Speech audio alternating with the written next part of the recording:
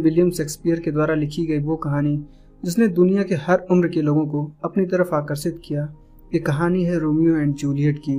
Hi friends, मैं हूं देवेंद्र और आप देख रहे हैं रियल स्टोरी मूवीज। स्वागत करता हूं रियल स्टोरी की एक नई कहानी के साथ। आज की कहानी है रोमियो एंड जूलियट। कहानी की शुरुआत इटली की वेरोना सिटी से होती है, जहां दो गैंग्स आपस में लड़ रहे होते हैं। एक गैंग का नाम है कैपुलेट्स और दूसरे गैंग का नाम है मॉन्टेग्यूस। इनके बीच में खानदानी दुश्मनी है, ये हमेशा लड़ते रहते हैं। वहीं दूसरी तरफ कैपुलेट्स फैमिली में पार्टी की तैयारी चल रही होती है, जहां जूलियट की मॉम उसे बताती हैं, आज रात पार्टी में गवर्नर का बेटा पेरिस आने वाला है, जिसे तुम्हारे डैड ने तुम्हारी शादी के लिए चुना है। दरअसल ये पार्टी जूलियट के लिए रखी होती है। ये चाहते हैं जूलियट की शादी गवर्नर के बेटे पेरिस के साथ हो, जूलियट उसके साथ कुछ वक्त बिताए। वहीं रोमियो को दिखाया जाता है, जिसे लड़ाई झगड़े और मारपीट से कोई मतलब नहीं है। वो अपने आप में खोया रहता है क्योंकि उसे रोजलिन नाम की लड़की से प्यार हो गया है। रोमियो का प्यार अभी भी वन साइडेड लव है।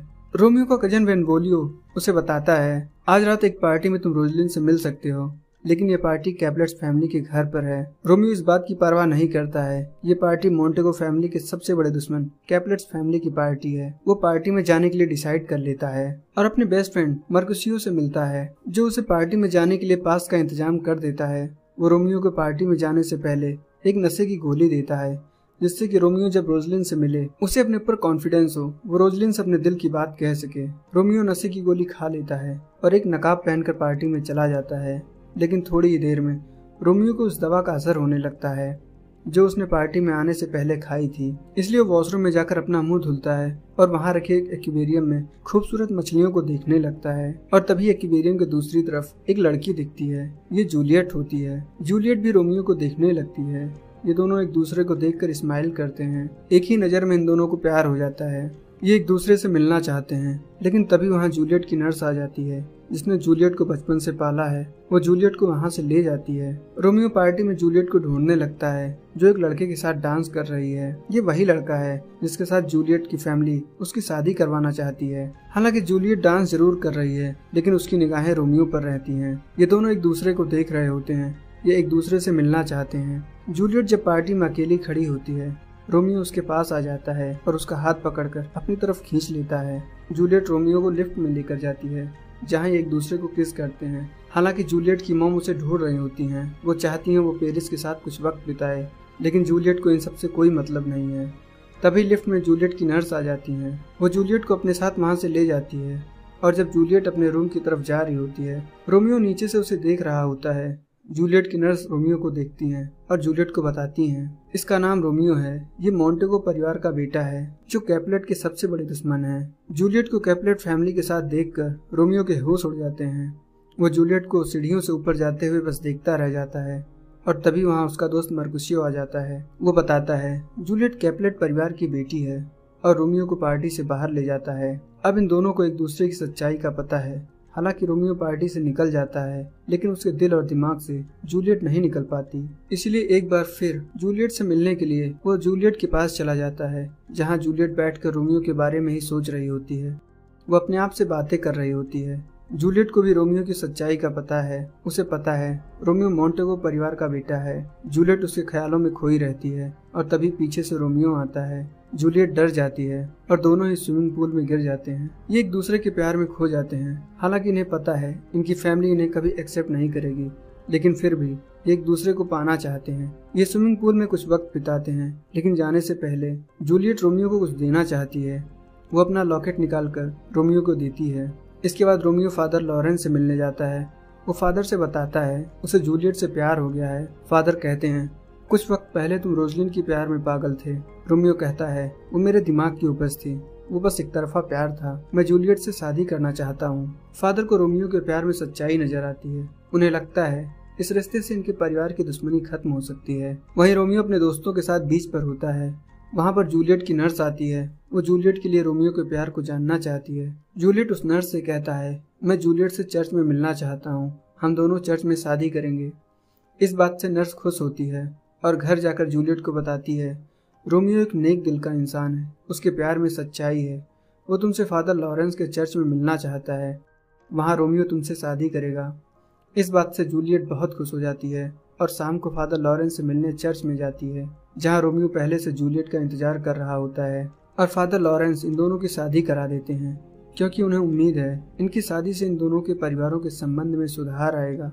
लेकिन साथ ही साथ उन्हें सलाह भी देते हैं, तुम अपनी शादी को सीक्रेट रखना और वक्त के साथ धीरे धीरे ये बात अपने परिवार के सामने लाना। इसीलिए जूलियट अपने घर चली जाती है।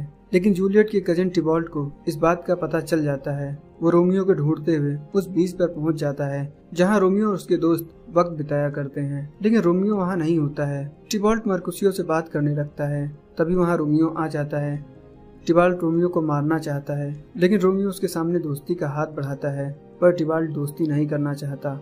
वो रोमियो को मारना शुरू कर देता है। रोमियो टिबॉल्ट पर हाथ नहीं उठाना चाहता, क्योंकि उसकी सोच बाकी लोगों से अलग है। उसे मारपीट और लड़ाई झगड़े से कोई मतलब नहीं है। लेकिन टिबॉल्ट रोमियो को मारता रहता है। रोमियो उसका कोई जवाब नहीं देता। ये देखकर रोमियो के दोस्त मर्कुसियो को गुस्सा आ जाता है। वो टिबॉल्ट पर हमला कर देता है। वो टिबॉल्ट को मारने ही वाला होता है, तभी रोमियो उसे पकड़कर रोक देता है और मर्कुसियो से बात करने लगता है। तभी टिबॉल्ट रोमियो पर जानलेवा हमला करता है, लेकिन मर्कुसियो रोमियो को धक्का देकर वो हमला अपने ऊपर ले लेता है और मर्कुसियो बुरी तरह से घायल हो जाता है। टिबॉल्ट और उसके साथी वहां से भाग जाते हैं। मर्कुसियो अपनी जिंदगी की आखिरी सांसें ले रहा है और मरने से पहले दोनों परिवारों को अपनी बद्दुआएं देता है। मर्कुसियो रोमियो की बाहों में अपना दम तोड़ देता है। रोमियो इस बात से पूरी तरह टूट जाता है और गुस्से में आकर टिबॉल्ट का पीछा करता है और उसे गोली मार देता है।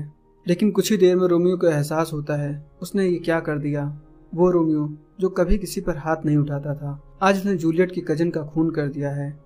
जूलियट का पूरा परिवार वहां आता है जहां टिबॉल्ट की लाश पड़ी होती है। ये सभी रोमियो को मारना चाहते हैं और तभी वहां चीफ ऑफ पुलिस प्रिंस आ जाते हैं। वो पता करने की कोशिश करते हैं। रोमियो को कजन बेनवोलियो उसे बताता है टिबॉल्ट ने रोमियो के दोस्त को मारा और गुस्से में आकर रोमियो ने भी टिबॉल्ट को मार दिया।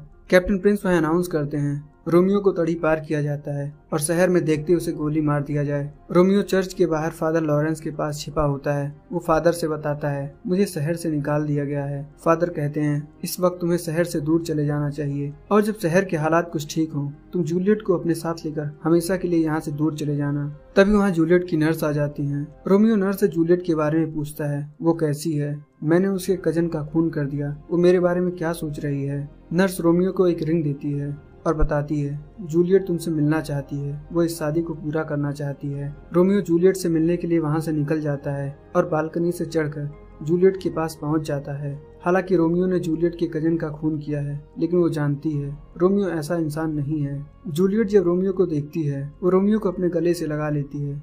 ये दोनों पूरी रात एक दूसरे के साथ ही रहते हैं। इन्हें इस बात का कोई परवाह नहीं इनके साथ क्या होने वाला है। ये दोनों अपना वक्त एक साथ गुजारना चाहते हैं। लेकिन सुबह जब जूलियट की मॉम जूलियट को जगाने के लिए उसके रूम में आती हैं, रोमियो को वहां से जाना पड़ता है। जूलियट की मॉम जूलियट को बताती हैं तुम्हारे डैड ने तुम्हारी शादी पेरिस के साथ तय कर दी है और कल यानी थर्सडे को तुम दोनों की शादी फादर लॉरेंस के चर्च में होगी। इस बात से जूलियट पूरी तरह से परेशान हो जाती है। वो अपने डैड से रिक्वेस्ट करती है वो पेरिस से शादी नहीं कर सकती, लेकिन जूलियट के डैड को इस बात से गुस्सा आ जाता है। वो कहते हैं तुम चाहो या ना चाहो तुम्हें ये शादी करनी ही पड़ेगी, तुम्हें ये शादी कल ही करनी है। जूलियट अपने मॉम से कहती है क्या आप इस शादी को 1 महीने के लिए रोक नहीं सकती। उसकी मॉम कहती है मैं चाह कर भी कुछ नहीं कर सकती और जूलियट इस बात से रोने लगती है। वो पूरी तरह से परेशान हो जाती है। उसे कुछ भी समझ नहीं आ रहा होता है। वो फादर लॉरेंस से मिलने के लिए चर्च जाती है। वहीं रोमियो का गन रखा होता है। वो अपने सिर पर लगा लेती है और फादर से कहती है मैं अपनी जान दे दूंगी। फादर उसे समझाते हैं मेरे पास एक आइडिया है जिससे तुम और रोमियो हमेशा के लिए एक हो सकते हो।